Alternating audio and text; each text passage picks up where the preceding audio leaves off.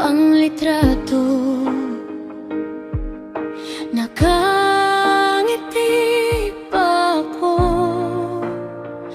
bitbit ang diploma siya sa braso.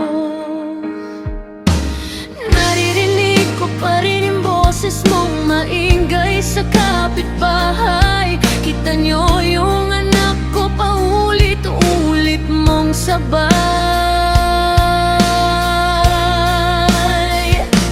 At kung minsan naiisip ko, sa tuwing makita mo yung larawan natin, hinahanap mo pa ba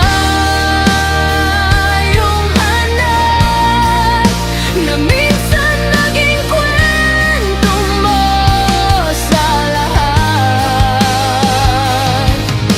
Sa bawat yakap mo, may tanong ka bang tinatago?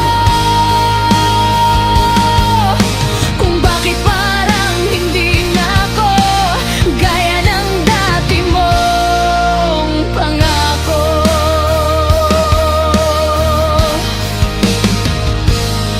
Ngayon, tahimik na ang mesa tuwing hapunan. Iba na ang tanong mo, pawang tunggol na lang sa trabaho ko. Tita, nakayuko lang ako, naglalaro ang kutsara sa plato. Pinipigil ang sagot, pinipigang di umagustong luha.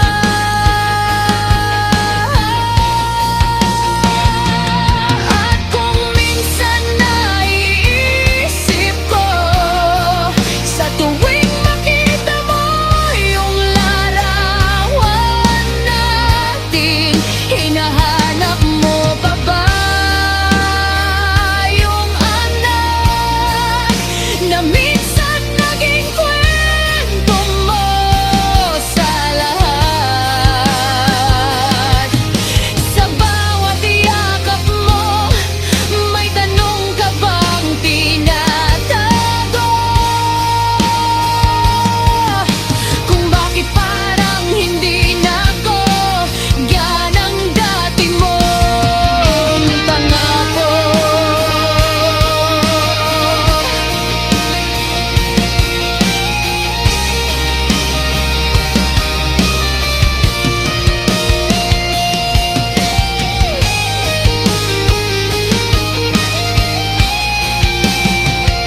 Natatakot akong umamin, napagod na akong magpanggap na kaya pa.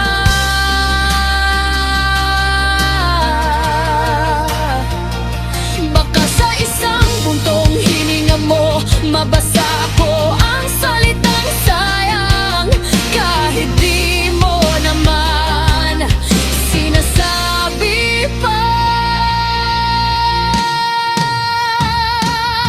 At kung minsan naiisip ko, sa tuwing makita mo yung larawan natin, hinahanap mo pa ba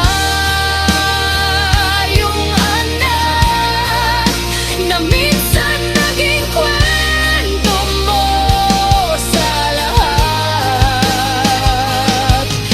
Sa bawat yakap mo, baka mas lalo kang masaktan